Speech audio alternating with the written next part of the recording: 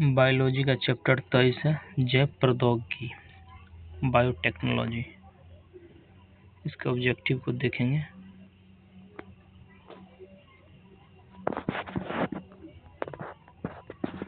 निम्नलिखित में से किन में हाइड्रोजेलों का प्रयोग होता है?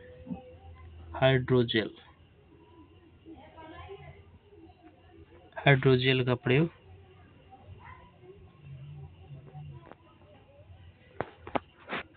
रोगियों में नियंत्रित औषधि डिलीवरी के लिए।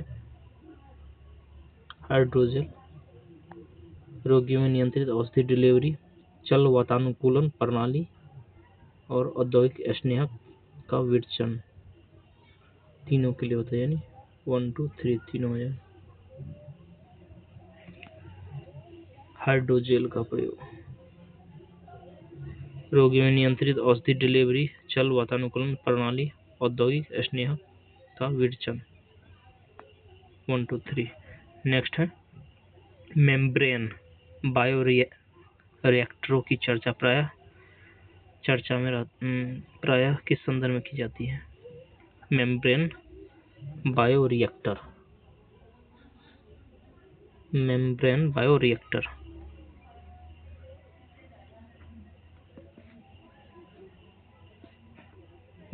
बायोरिएक्टर अवशिष्ट जल शोधन प्रौद्योगिकी है।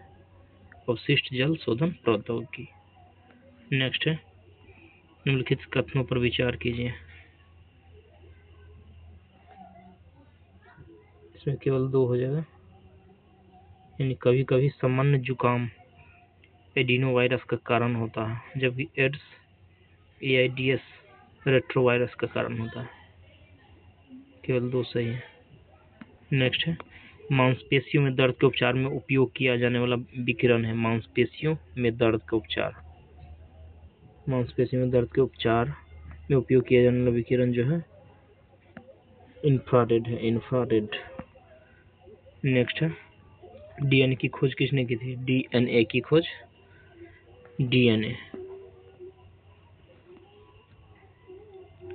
खोज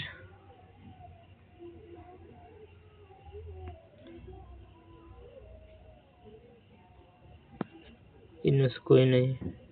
DNA James Watson, Francis Crick. DNA इनमें से कोई नहीं। नेक्स्ट है क्वेश्चन नंबर 6। रक्त कैंसर ल्यूकेमिया की रोकथाम में प्रयोग किया जाने वाला रेडियो समस्थानिक कौन सा है? रक्त कैंसर ल्यूकेमिया की रोकथाम में प्रयोग किया जाने वाला रेडियो समस्थानिक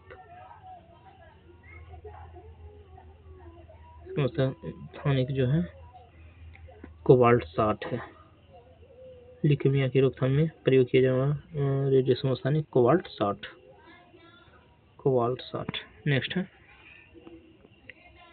डीएनए के निम्नलिखित में किस विशिष्टता से उसे पीढ़ी दर पीढ़ी आनुवंशिक सूचना संग्रह करने और प्रेषण करने के लिए अद्वितीय रूप से उपयुक्त बनाया गया है? 2 रज्जुकों की पूरकता। नेक्स्ट है अक्सर सुर्खियों में रहने वाली स्टेम कोशिकाओं के संदर्भ में कौन सा कथन सही है? स्टेम कोशिका जो है 2 और 3 सही हो जाएगा। यानी स्टेम कोशिकाएं नई औषधियों को परखने के लिए प्रयोग की जा सकती है और स्टेम कोशिकाएं चिकित्सा थेरेपी के लिए प्रयोग की जा सकती है। 2 3 सही हो जाएगा। नेक्स्ट है क्वेश्चन नंबर 9। इनमें कौन सा mRNA वैक्सीन है जिसका उपयोग जो कोविड-19 संक्रमण के विरुद्ध किया गया था? mRNA वैक्सीन कोविड-19 संक्रमण के विरुद्ध किया गया था। मॉडर्ना। नेक्स्ट है क्वेश्चन नंबर 10।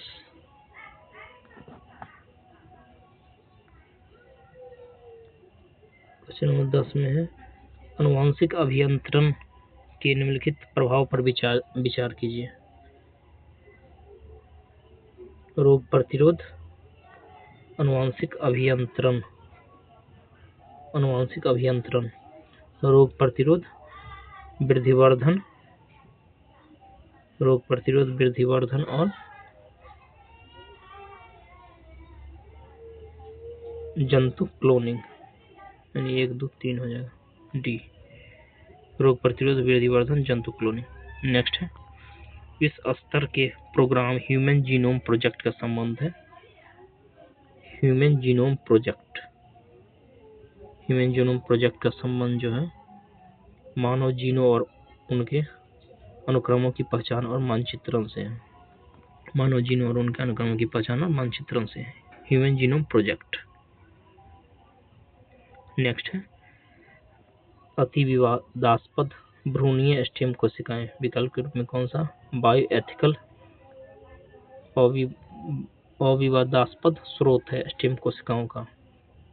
ये अस्थि मज्जा से व्युत्पन्न स्टेम कोशिकाएं, अस्थि मज्जा से व्युत्पन्न स्टेम कोशिकाएं। नेक्स्ट है क्वेश्चन नंबर 13 में टर्मिनेटर तकनीक उसके द्वारा उत्पन्न निम्न से किसकी टर्मिनेटर तकनीक जो है टर्मिनेटर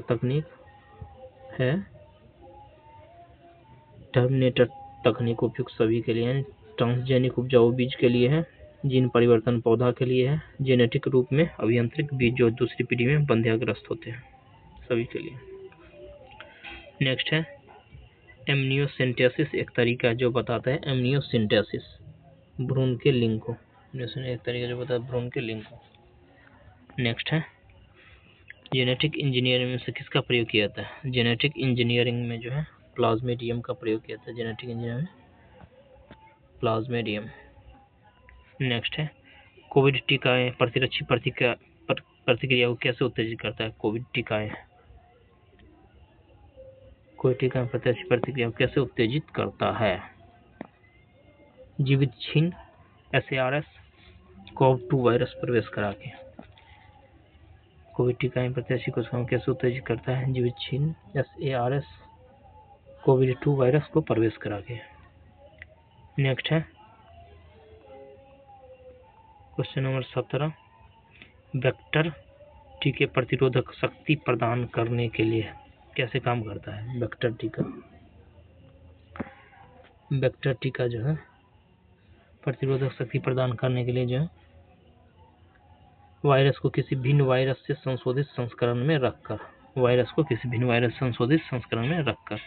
नेक्स्ट है लैंगिक जनन से आनुवंशिक विचरण कैसे होता है।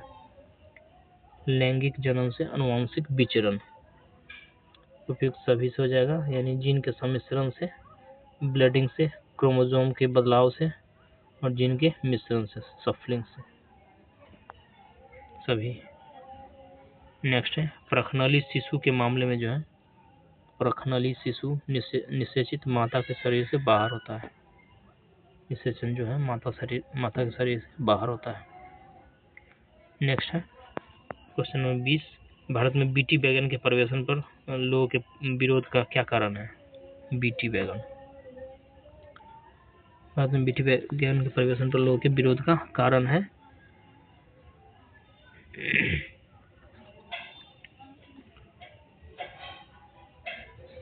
3 और 4 हो जाएगा इसका, यानी एक आशंका है कि बीटी बैगन के उपभोग का स्वास्थ्य पर विपरीत प्रभाव पड़ सकता है और यह भी चिंता है कि बीटी बैगन के प्रवेशन से जैव विविधता पर विपरीत प्रभाव हो सकता है। 3 और 4। नेक्स्ट है क्वेश्चन नंबर 21 गोल्डन राइस जैव प्रौद्योगिकी एक ऐसी उपलब्धि है जो उपभोक्ताओं के लिए उतनी ही लाभप्रद है जितनी कि किसानों के लिए। कारण इस चावल का पीलापन बीटा कैरोटीन की अधिक मात्रा से प्रदर्शित करता है जो कि यौगिक शरीर में विटामिन ए से परिवर्तित होता है। क्वेश्चन नंबर 21 ए और आर दोनों सही है तथा आर ए का सही कारण भी है, यानी कथन ए में गोल्डन राइस जैव प्रौद्योगिकी एक ऐसी उपलब्धि है जो उपभोक्ताओं के लिए उतना ही लाभप्रद है जितना कि किसानों के लिए, और आर में इस चावल का पीलापन बीटा कैरोटीन की अधिक मात्रा से प्रदर्शित करता है जो यौगिक शरीर में विटामिन ए से परिवर्तित होता है। नेक्स्ट है क्वेश्चन नंबर 22 कीड़ों को प्रतिरोध के अतिरिक्त वे कौन सी संभावनाएं हैं जिनके लिए आनुवंशिक रूप से रूपांतरित पादपों का निर्माण किया गया है। 1 2 और 4 यानी सूखा सहन करने के लिए उन्हें सक्षम बनाना, उत्पाद में पोषकीय मान बढ़ाना और उनकी सेल्फ लाइफ बढ़ाना। 1, 2, 4। नेक्स्ट, यदि मानव वृद्धि हार्मोन जीन का प्रयोग करके ऐसा चूहा पैदा किया जाए जो चूहे के समान आकार से 8 गुना बड़ा हो तो इस तकनीक को क्या कहेंगे? आनुवंशिक इंजीनियरिंग कहेंगे। डीएनए फिंगर प्रिंटिंग का उपयोग किन निम्न क्षेत्रों में होता है? डीएनए फिंगर प्रिंटिंग उपयुक्त सभी क्षेत्रों में, यानी केवल न्यायालयीय छानबीन में, सहायक वैज्ञानिक परीक्षण में, केवल प्रतिरूप विवाद में, केवल संकटपन प्राणियों के रक्षण में, सभी में। नेक्स्ट है, कौन ट्रांसजेनिक्स द्वारा नहीं पाया जा सकता? ट्रांसजेनिक्स।